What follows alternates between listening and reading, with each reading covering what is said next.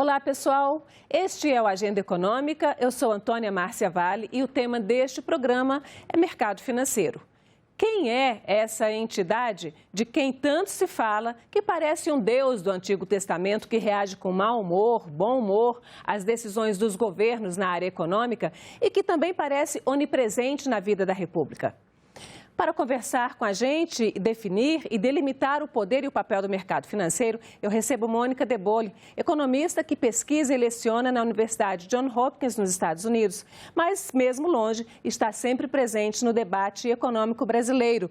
Mônica, muito obrigada pela sua presença aqui pela segunda vez na Agenda Econômica, é uma honra. Eu que agradeço, é um prazer. Mônica, vamos começar, assim, a gente fala um pouco dessa coisa do mercado e eu brinco do Deus mercado, né, porque realmente às vezes parece uma coisa onipresente, né, as manchetes são mercado reage de mau humor, mercado reage de bom humor. Como é que é isso? Eu queria explicar um pouquinho para nossa audiência, o que é esse mercado, o que ele age, qual é de fato a importância dele na economia. Sempre existiu o mercado financeiro, é tanta coisa, né, que parece que ele sempre esteve aí. Começa para a gente uma aulinha didática aí, por gentileza. Bom, para início de conversa, o mercado remonta à antiguidade, na realidade, porque o mercado é aquele espaço em que você transaciona, em que você negocia. Negocia o quê? Negocia uma porção de coisas, inclusive mercadoria. Então, assim, o mercado, assim entendido, ele não é uma entidade homogênea. Ele é formado por pessoas e formado hoje em dia por instituições diversas. Então, se a gente for olhar o mercado na realidade é como se fosse um ecossistema. E aí, nesse ecossistema é onde acontecem essas transições. Achei legal que você falar dessa parte da antiguidade, porque tinha-se lá o mercado e a gente tinha uma visão mais clara. E esse mercado hoje ele é muito difuso, né? Ele está em vários lugares, ele está em todo lugar ao mesmo tempo, pode-se dizer, né? E aí, o que se faz hoje nesse mercado moderno, que ele tem tanta importância? Bom, o mercado é onde você transaciona ativos diversos, né? Aí na tela estão alguns, títulos públicos, títulos privados, moedas, ações, esses ativos que a gente chama de derivativos, então são opções e coisas parecidas, mercadorias de um modo geral, matérias-primas, portanto commodities. Então, tem uma porção de coisas que o mercado faz. O mercado empresta dinheiro. Então, quando a gente pensa assim, em crédito, da onde vem o crédito? O crédito vem de alguma instituição financeira que empresta, né? Portanto, tem essa dimensão também. Então, na verdade, assim, as economias modernas, mas não só as economias modernas, as economias desde sempre, elas não existem sem essas relações de troca e de transações que os mercados fazem, né, de um modo geral. Mas esse papel tão poderoso, né, ou talvez o fato de se tornarem tão notáveis, assim, isso é desde sempre ou isso tem uma importância maior, digamos, na modernidade ou na atualidade? Na verdade, depende de como a gente olha, né, para o mercado, porque se a gente voltar à origem dos empréstimos e dos bancos mesmo, os bancos existem como bancos há séculos. Assim, a gente está falando assim de realmente séculos, desde pelo menos o século XVI, século XVII, a gente tem bancos.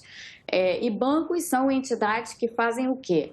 Eles captam recursos, então eles captam recursos por meio de, por exemplo, depósitos. Então, se você tem uma conta bancária, o banco captou um recurso seu e esses recursos, eles são aplicados em ativos diversos, mas a principal atividade de um banco é emprestar, é dar crédito. Essa atividade bancária, a atividade do crédito, ela existe há séculos e ela continua sendo um eixo central daquilo que a gente chama de mercado financeiro.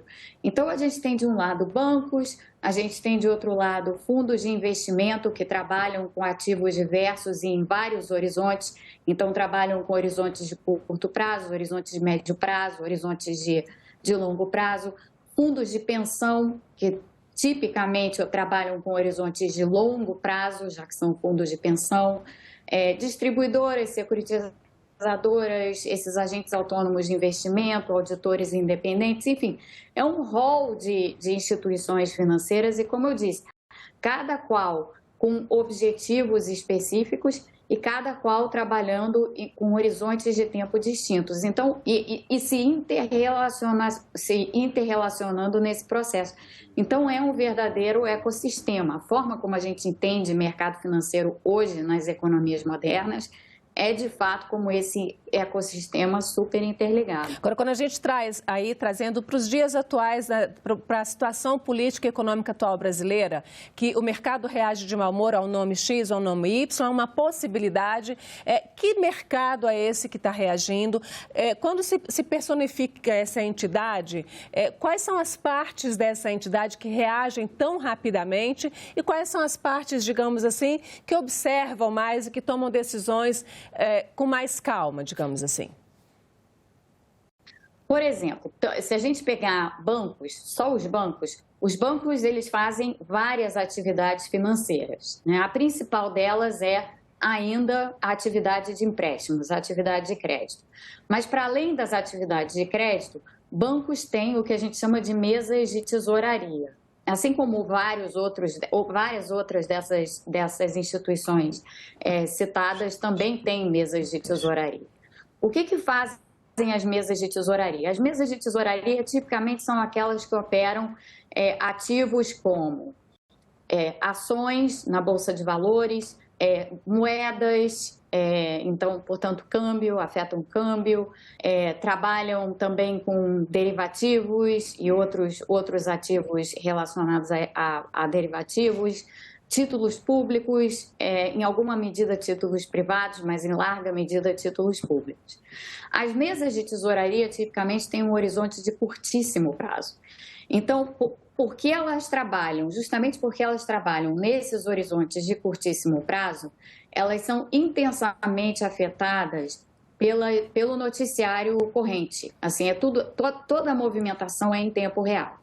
E a gente não pode esquecer que, hoje em dia, mesas de tesouraria, assim como outras áreas, né, de uma instituição que está operando ativos financeiros, trabalham intensamente com algoritmos e com algoritmos financeiros. Então, não são nem mais pessoas comprando e vendendo títulos públicos, pessoas comprando e vendendo moedas. São algoritmos, muitas vezes, são algoritmos, na verdade, de curtíssimo prazo, operando essas pequenas margens que surgem na oscilação de preços e na oscilação de curtíssimo prazo, que fazem com que, nessas mesas de tesouraria em particular, né, só para a gente entender as mesas de tesouraria, elas ganhem ou percam dinheiro, elas estão trabalhando em margens muito pequenas e ganham ou perdem dinheiro nas oscilações que ocorrem. Então, como todo esse é um movimento de curtíssimo prazo, esse é um movimento que está muito sujeito às notícias, então está muito sujeito ao que está acontecendo no noticiário corrente. E, às vezes, você tem um grande movimento de queda e, logo em seguida, você tem um grande movimento de alta. Então, esses movimentos de curtíssimo prazo, que tipicamente ganham uma importância enorme na imprensa, como se fosse assim, um aval ou uma não validação do mercado para algo que foi dito ou algo que está sendo pensado, algo que alguém do governo falou em determinada ocasião, na verdade, isso tudo é um tanto exagerado quando aparece na imprensa, porque esses movimentos de curtíssimo prazo, eles são programados para serem assim. E eles não significam nada em termos de implicações de médio e longo prazo a respeito do que vai acontecer ou do que não vai acontecer com a economia.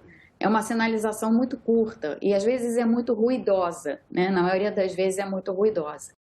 Mas, assim, existe essa percepção de que os movimentos de curto prazo, de alguma forma, afetam a economia. Então, a gente vê o tempo todo isso. O dólar caiu ou o dólar subiu porque o presidente eleito disse isso ou aquilo. Isso para, no momento seguinte, o dólar fazer precisamente o movimento reverso, entendeu? Então, é muito ruído e se noticia muito o ruído, que é algo que não deveria ser assim, né? Essa era a pergunta que eu ia fazer. Então, o que é a imprensa especializada, né? A gente está aqui num programa que tenta debater um pouquinho e aprender um pouquinho economia pelo lado da política econômica, não tanto pela finança especificamente.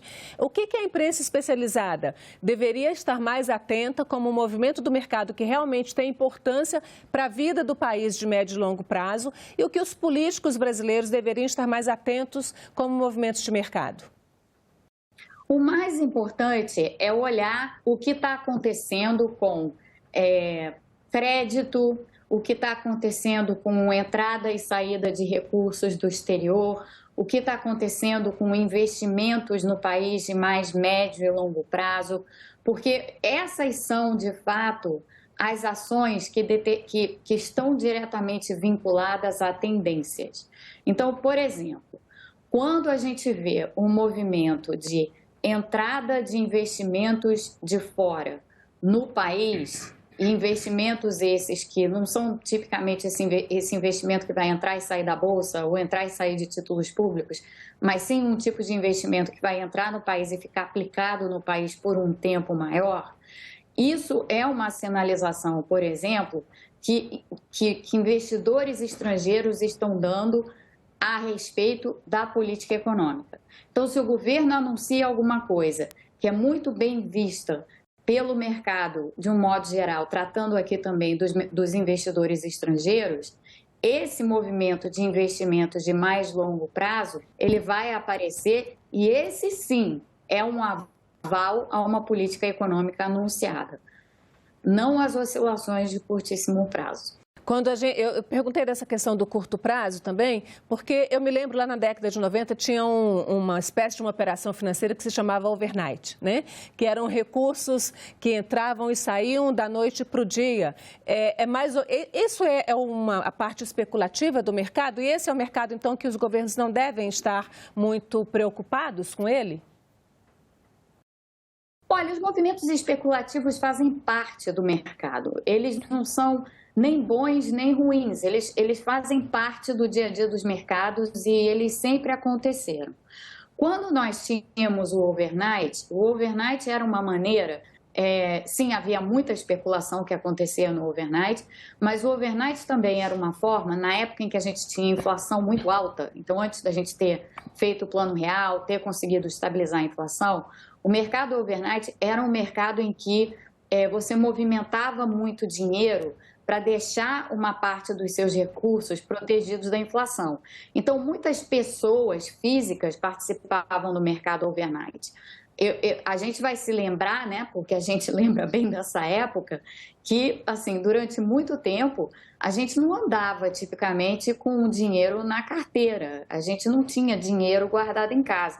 A gente deixava todo o nosso dinheiro aplicado no banco, essa aplicação tipicamente era uma aplicação overnight, e aí a gente só sacava dinheiro do banco para necessidade. Por quê?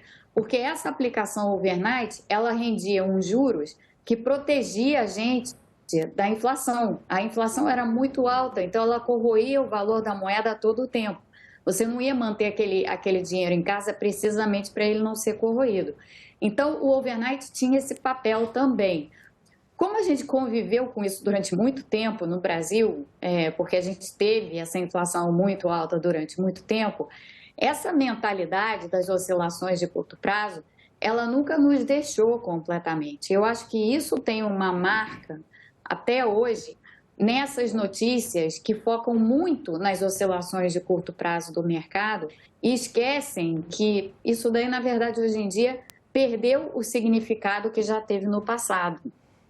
Então, hoje a gente precisa focar mais nesse médio e longo prazo. Então, eu queria passar agora para uma outra parte, só uma última pergunta ainda nessa área de mercado. Tem uma fiscalização, você considera que essa fiscalização hoje, ela é suficiente para poder evitar problemas efetivos de quebra de bancos, de questões que já aconteceram na nossa vida econômica, não tão longe assim?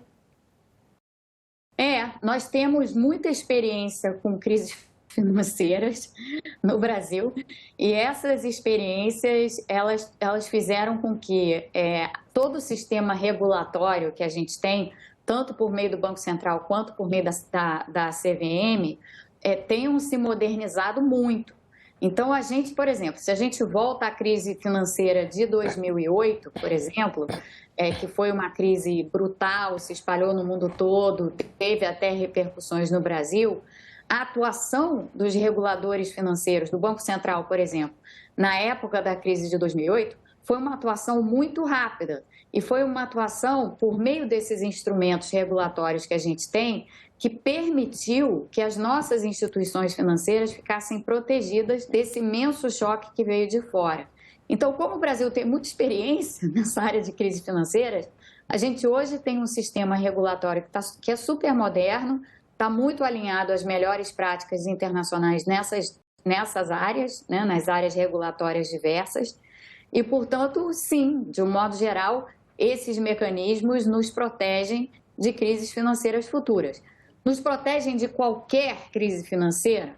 Não, porque nenhum sistema regulatório é capaz de prever completamente uma crise financeira. Você vê, o sistema financeiro mais avançado do mundo, o americano, o norte-americano, não foi capaz de prever a crise de 2008 e deu no que deu.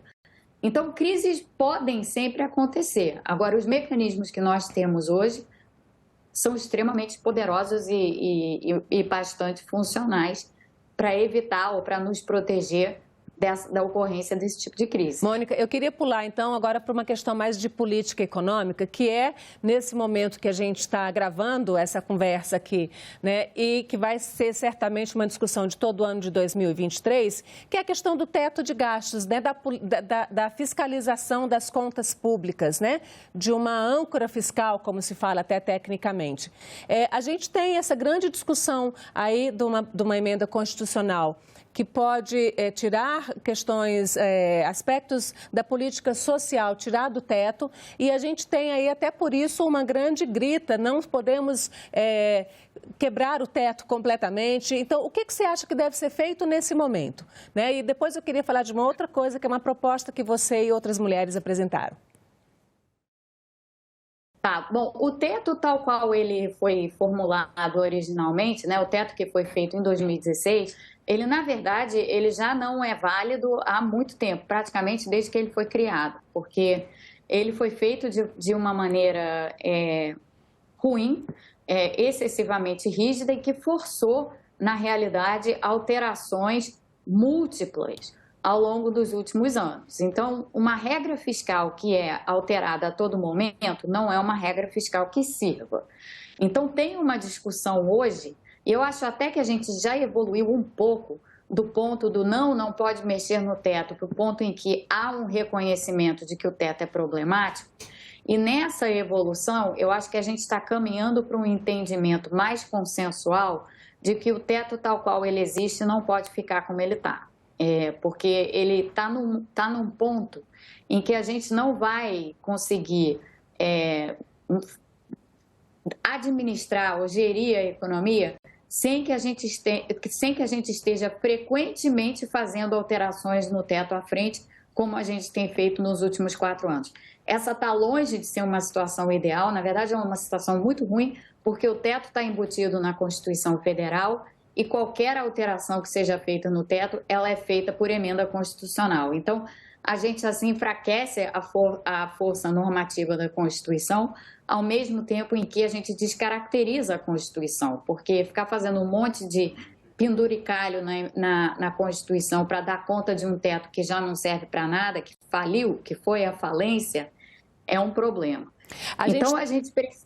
Sim, a gente teve no começo do Plano Real a Lei de Responsabilidade Fiscal, que foi uma lei que parecia que funcionava muito bem até ali aquele momento de 2015, 2016, que se quis fazer esse limite, né, nas despesas mesmo, nos investimentos, nos gastos, desse o nome que quiser, nos recursos públicos. E aí, por isso, surgiu o teto. Você acha que é necessário, que basta tirar o teto e botar, de fato, executar a Lei de Responsabilidade Fiscal, ou é preciso uma nova âncora fiscal, para usar esse termo técnico que os economistas em geral tanto usam? Olha, a nossa lei de responsabilidade fiscal é das leis de responsabilidade fiscais mais modernas até hoje. Ela foi extremamente moderna na época da sua formulação, em 2000, e ela continua extremamente moderna. Nós nunca aplicamos a lei de responsabilidade fiscal brasileira em toda a sua extensão. A lei de responsabilidade fiscal brasileira, na realidade, ela contém uma porção de dispositivos distintos que podem servir e que podem funcionar como regras fiscais. Então, foi um erro lá em 2015 e 2016 dizer assim, a lei de responsabilidade fiscal, ela está enfraquecida, ela não vale. Como é que você pode dizer isso de uma lei que nunca foi aplicada em sua plenitude? Porque a verdade é que nunca foi. Então, o erro de concepção do teto já nasce daí, já nasce de um entendimento completamente equivocado do problema. O problema nunca foi a lei de responsabilidade fiscal. O problema era a não aplicação da lei de responsabilidade fiscal em toda a sua extensão. Então, as propostas que hoje existem para resolver ou para instituir âncoras fiscais são propostas alinhadas com a lei de responsabilidade fiscal. Porque se nós já temos uma lei de responsabilidade fiscal, por que a gente vai fazer uma coisa que não está alinhada a ela? E o teto de gastos que nós desenhamos, nós poderíamos ter desenhado esse teto de gastos em alinhamento com a lei de responsabilidade fiscal. Nós não o fizemos por escolha, porque houve essa tentativa de separar o teto das demais regras fiscais existentes no país, o que é um erro. Então, e foi um erro, se mostrou um erro. De uma forma simples, a gente pode dizer que é melhor tirar o teto e regulamentar o que falta e aplicar a lei de responsabilidade fiscal? Esse é um caminho, esse é certamente um caminho. O outro caminho é dar mais robustez à lei de responsabilidade fiscal por meio da elaboração de um arcabouço fiscal que contemple a lei de responsabilidade fiscal, e aí você bota este arcabouço fiscal na Constituição.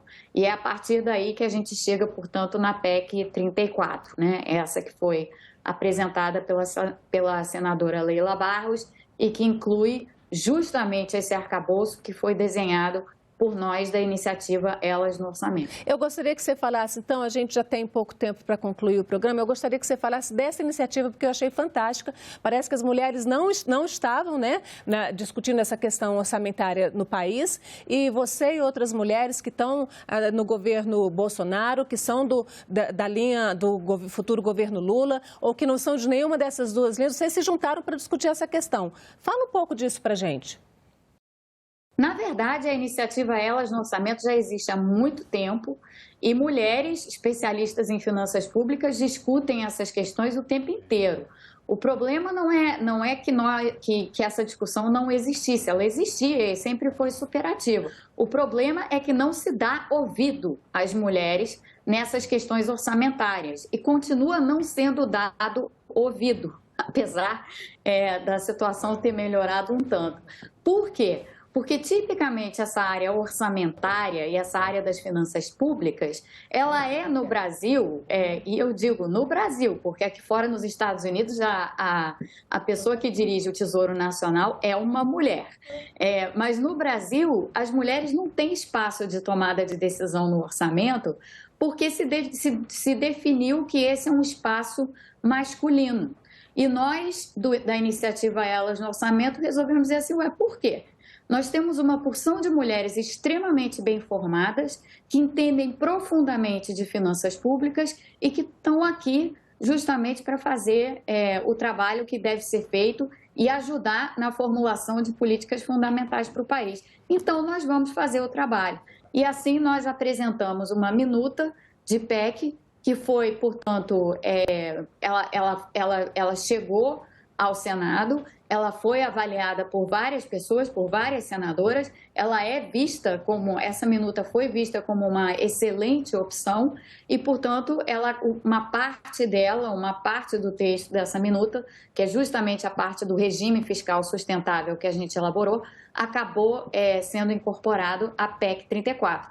A gente espera que esse regime fiscal sustentável que nós elaboramos seja, no final, incorporado à PEC 32, a chamada PEC da transição, que no formato em que está, não contempla a possibilidade de se arrumar as contas públicas brasileiras. Então, a gente quer que esse texto seja incluído na PEC de transição, por achar que a PEC de transição hoje, do jeito que ela está, ela é fraca.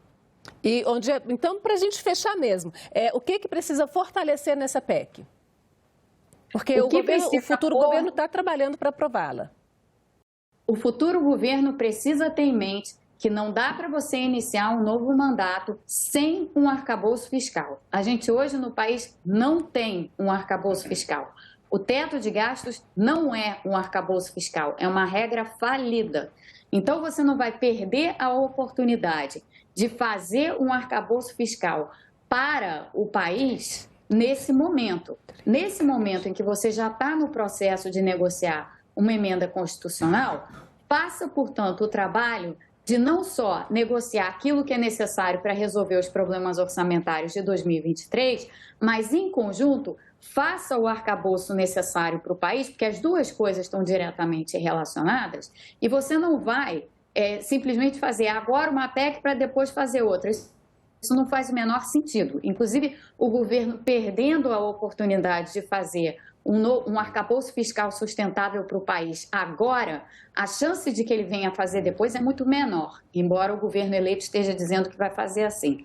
Assim, é uma solução inferior.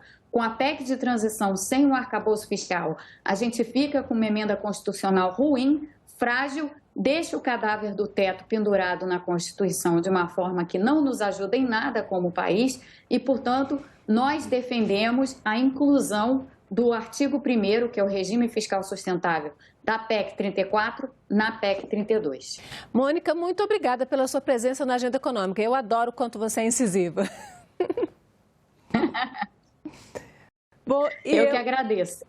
E eu agradeço também a você que nos acompanhou até aqui. Este programa fica disponível na página da TV na internet, senado.leg.br/TV e também no canal no YouTube. Até a próxima Agenda Econômica.